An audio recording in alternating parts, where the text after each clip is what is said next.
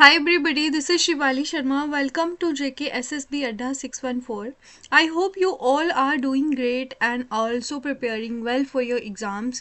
तो हमने जो स्टार्ट किया था टॉप 100 PYQs जिसमें हमने 20 most important PYQ already cover करे हैं, वो आप वीडियो भी जाके देख सकते हो। मैंने आपको पिछली वीडियो में भी बताया था कि मैं यहाँ पे इजी क्वेश्चंस नहीं करने वाली हूँ, बिकॉज आपको पता ही है इजी क्वेश्चन बार बार आपको आते ही हैं। वो अगर बात करूँ मैं टीसीपी की फुल फॉर्म पूछ लेते हैं, डब्ल्यू की, तो ऐसे क्वेश्चन तो आपको आते ही हैं। बेशक वो पीवाई क्यूज हैं, बट उन पे टाइम वेस्ट क्यों करना।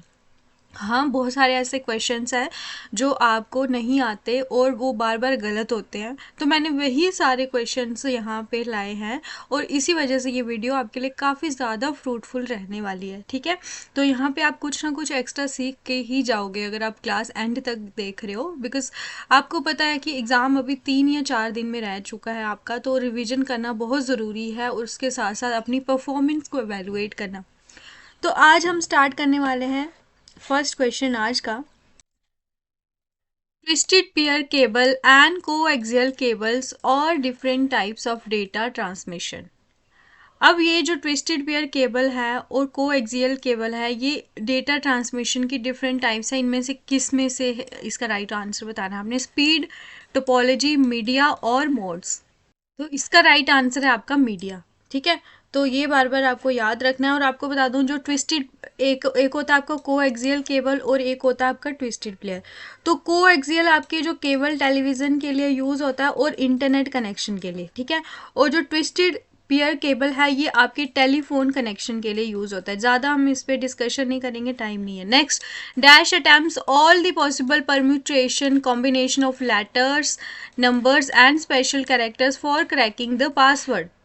तो इसमें आप जितने भी कम्बिनेशन ऑफ लेटर्स और नंबर और जो भी आप स्पेशल करेक्टर यूज़ करते हो, आप जैसे कि परम्यूटेशन कॉम्बिनेशन बिठाते हो ताकि आप पासवर्ड को क्रैक कर सको, उस अटैक को, उस अटैम्प्ट को क्या बोलते हैं? Hybrid attack, dictionary attack, brute force attack और सलामी अटैक। आई एम श्योर कि ये बहुत सारे बच्चों ने ये क्वेश्चन ही नहीं देखा होगा, बट ये जेकेएसएस ऑलरेडी पूछ चुकी है। तो इसी वजह से मैंने स्टार्ट में ही बोला था कि आपको ऐसे क्वेश्चंस दिखने वाले हैं जो मुश्किल होंगे और आपको आने के वहाँ पे चांसेस होंगे, तो आप वो गलत करना नहीं वो कर सकते। ठीक है, आपको हर एक क्वेश्चन आना चाहिए। तो इसका राइट आंसर आपका ब्रूट फोर्स अटैक। ठीक है, ब्रूट फोर्स अटैक में आप हर एक पॉसिबल परम्यूटेशन कॉम्बिनेशन बनाते हो लेटर्स, नंबर और स्पेशल कैरेक्टर्स का, ताकि आप पासवर्ड क्रैक कर सको। Next, in M S Excel 2019 coup days is a function. तो ये काफ़ी बार क्वेश्चन रिपीट हुआ है और ये मैं आपको बोलूँगी ये मोस्ट इम्पॉर्टेंट है। ठीक है, तो ये आपने ध्यान से पढ़ के जाना है। इंजीनियरिंग, फाइनेंशियल, स्टैटिस्टिकल और डेटाबेस। जल्दी से आंसर आपने बताना है कि इसका आंसर क्या है। तो इस क्वेश्चन का आपका राइट आंसर बताइए। कूप डेज हो गया आपका फाइनेंशियल फंक्शन। ठीक है, तो ये आपका क्या करता है कि नंबर ऑफ डेज कैलकुलेट करता है आपके एक्सेल में। कूपन पीरियड होता है इसमें एक, उसमें जो नंबर ऑफ डेज होते हैं वो कैलकुलेट करना होता है ताकि जो सेटलमेंट डेट आपको पता लग सके। और इसको आपको पता है हर एक फॉर्मूला इक्वल्स टू साइन से होता है, तो आपने इक्वल्स टू करके कूप डेज ऐसे लिखना होता है, तो ऐसे ये फॉर्मूला लगता है। बाकी जो भी आपकी रो वगैरह है कॉलम, जैसे A2 हो गया, A3 हो गया, A4 और A5।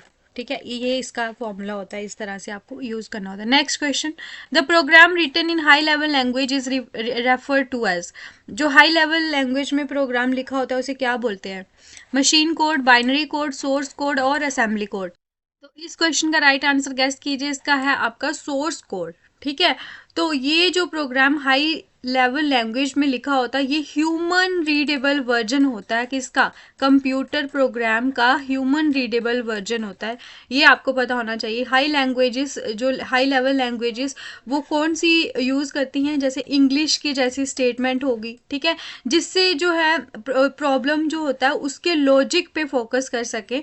और फिर उसके बाद क्या करता है, जो ट्रांसलेशन करनी होती है, फिर इसमें जो कंपाइलर होता है या फिर असेंबलर होता है, तो वो क्या करता है, करता है, सोर्स कोड को ट्रांसलेट कर देता है आपका मशीन कोड में या फिर कंपाइल्ड कोड में। क्या करता है, सोर्स कोड को मशीन कोड या कंपाइल कोड में जो है वो करता है ट्रांसलेट। कौन, कंपाइलर या फिर असेंबलर। ठीक है, तो क्योंकि मशीन कोड आपको पता है बाइनरी लैंग्वेज है, जो कंप्यूटर सिर्फ बाइनरी लैंग्वेज अंडरस्टैंड कर सकता है, और जो ट्रांसलेटेड और प्रोग्राम होता है उसे बोलते हैं ऑब्जेक्ट कोड। तो ये भी बहुत बार पूछा जाता है, या फिर एग्जीक्यूटेबल। क्या बोलते हैं, ऑब्जेक्ट कोड या फिर एग्जीक्यूटेबल। लेकिन जो हाई लेवल लैंग्वेज में लिखा होता है, जो कि ह्यूमन रीडेबल वर्जन होता है, वो आपका होता है सोर्स कोड।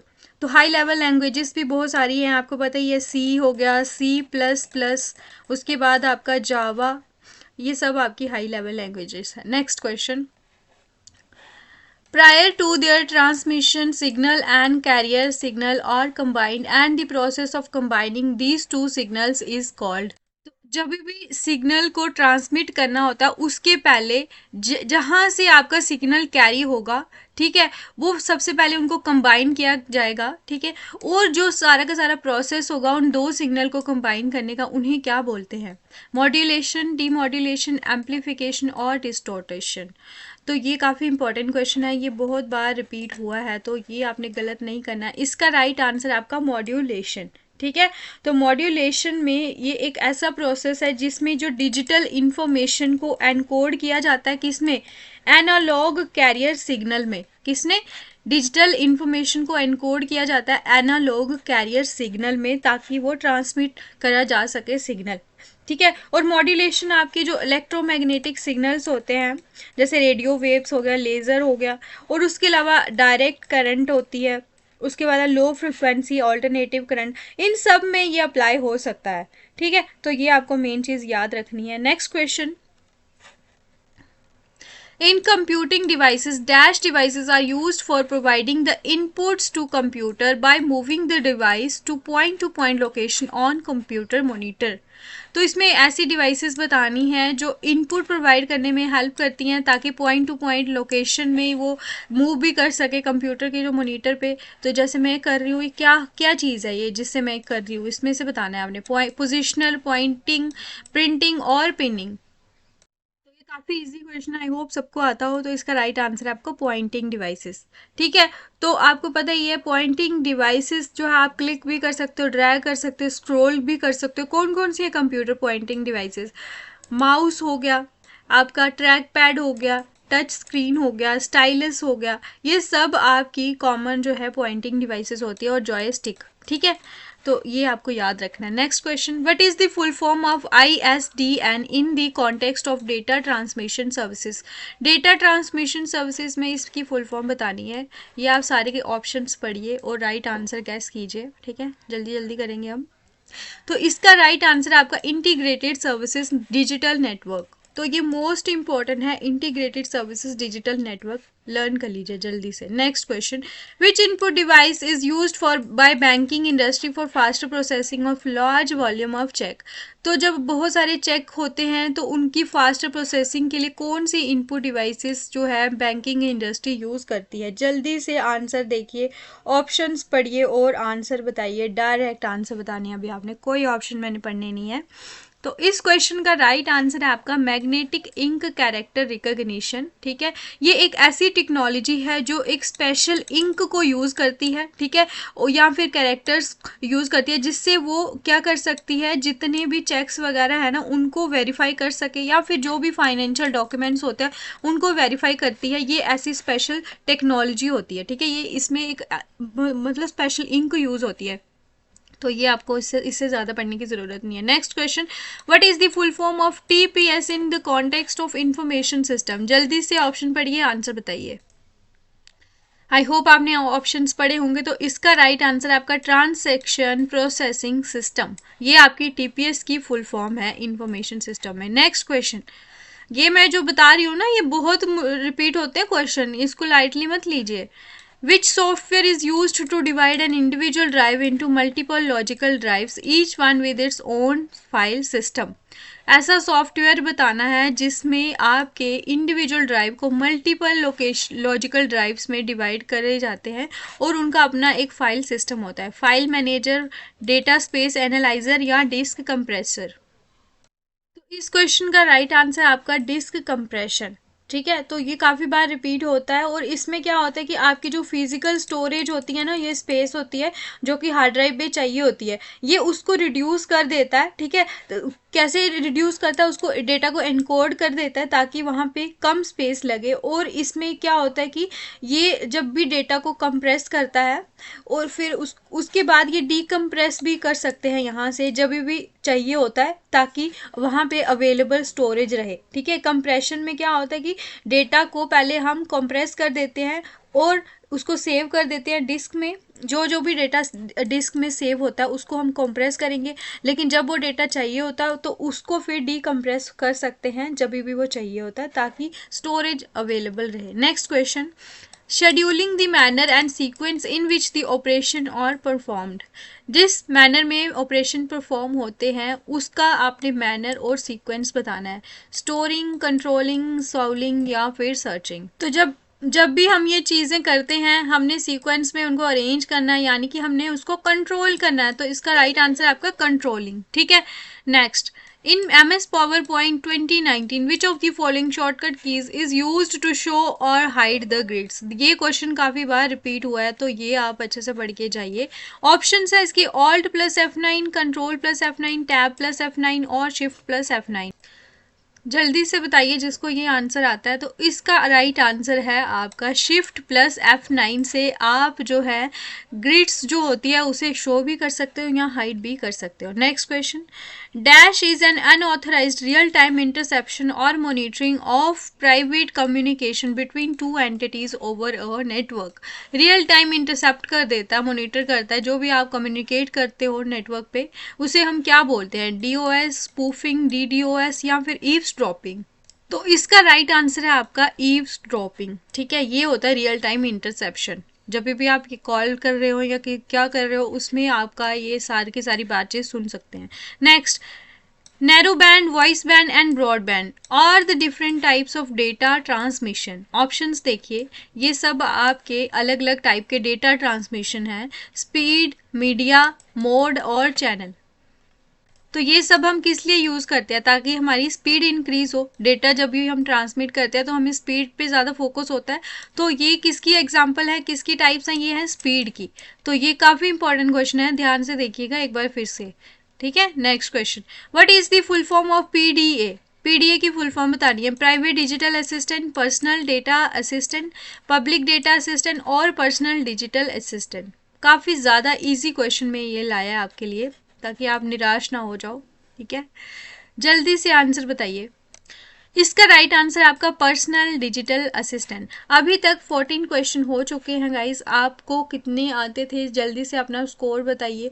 और मैं आपको बोलूं कि अगर आपको पता ही है हमारे चैनल पे डेली आपको इतने सारे MCQs मिल रहे हैं। मैंने कल इसका एक मॉक टेस्ट लाया था जिसमें 50 क्वेश्चन हमने करे हैं सॉल्व। हर एक कॉम्पोनेंट इसमें आपका इंक्लूड हुआ है, सारे के सारे सब्जेक्ट्स। ठीक है, तो वो आप देखिएगा, उसमें आपके बहुत इंपॉर्टेंट क्वेश्चन मैंने लगाए हैं, तो वो आप जल्दी से देखिए। और इसके अलावा मैंने जितनी भी MCQ सीरीज लाई हैं आप पूरे चैनल पे देखिए। अगर आप वो सारे के सारे क्वेश्चंस पढ़ते हो, आई एम डैम श्योर कि आपके कंप्यूटर और GK के बहुत ज़्यादा मार्क्स में आपको बेनिफिट मिलने वाला है। आप सारी की सारी MCQ सीरीज लगाते हो अगर। अभी भी आपके पास 4 या 5 दिन बचे हुए हैं। ठीक है, मैंने ज़्यादा आपके JK SSB का जो रिसेंट पैटर्न उसके ऊपर फोकस करा हुआ है, तो आपको वो question same as it is देखने को मिलेंगे।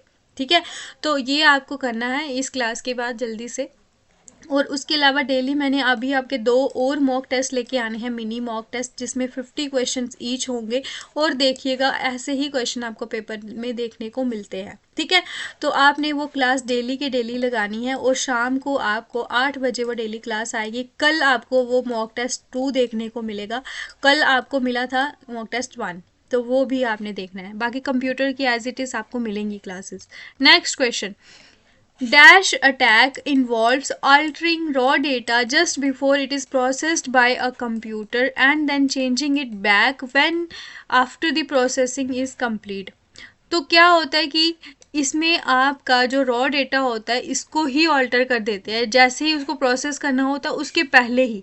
तो ये एक मालवेयर अटैक होता है। ठीक है, और फिर जब भी उसको जो प्रोसेसिंग कंप्लीट हो जाती है उसके पहले उसको चेंज कर लेते हैं, या फिर प्रोसेस होने से पहले और फिर उसको प्रोसेस जब कंप्लीट होता है उसके पहले भी चेंज कर देते हैं। ऐसे अटैक को क्या बोलते हैं? काफ़ी खतरनाक अटैक है ये।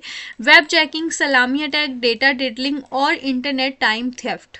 तो ये क्वेश्चन आप पढ़ के जाइए, बहुत इंपॉर्टेंट क्वेश्चन है। इसका राइट आंसर है आपका डेटा डिडलिंग, ठीक है, तो ये आप पढ़ के जाइए। Next question, dash refers to a sequence of instruction substituted for hardware.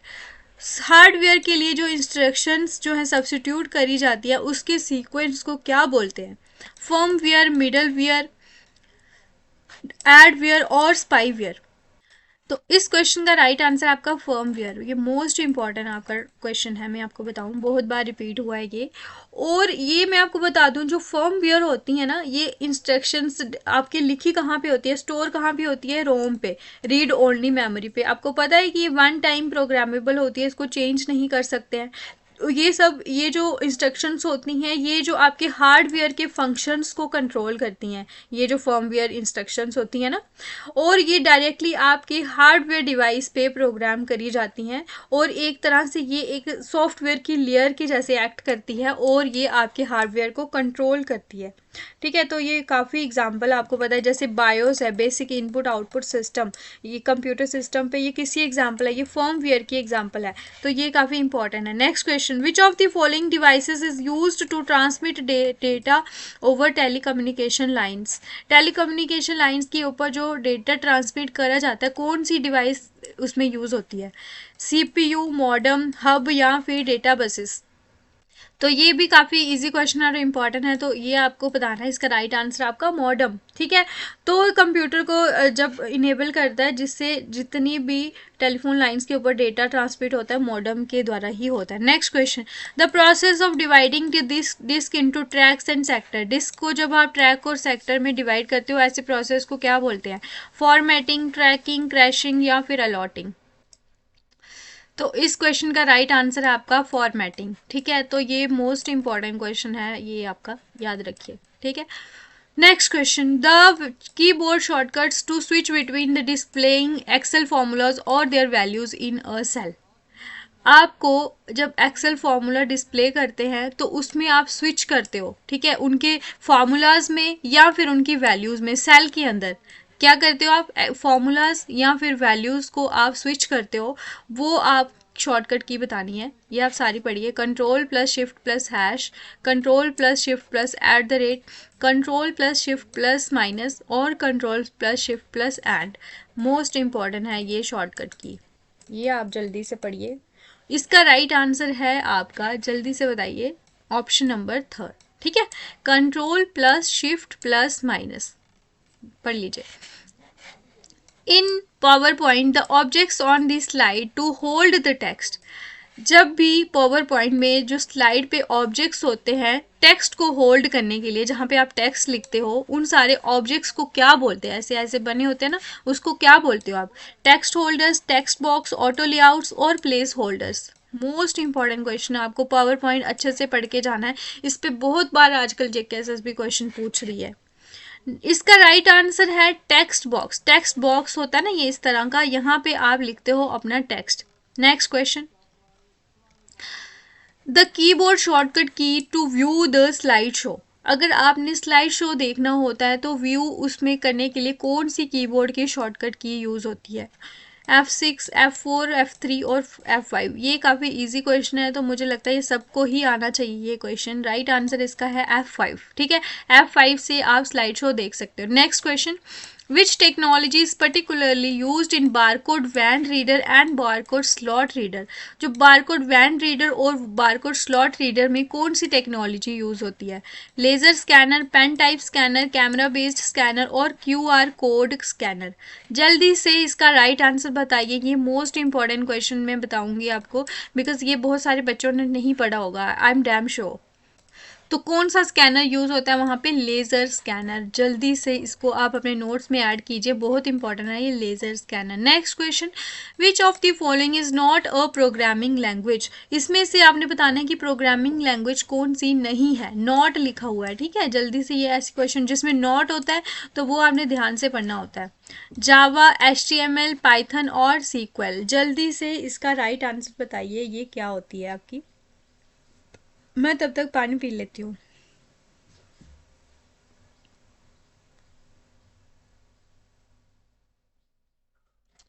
तो इस क्वेश्चन का राइट आंसर है आपका HTML, ठीक है। तो HTML की फुल फॉर्म क्या होती है? Hyper text markup language. तो ये तो JKSSB ऐसे क्वेश्चन पूछ लेती है, हर बार का ही है इनका ड्रामा कि ये HTML के ऊपर क्वेश्चन इनको पूछना ही पूछना है, ठीक है।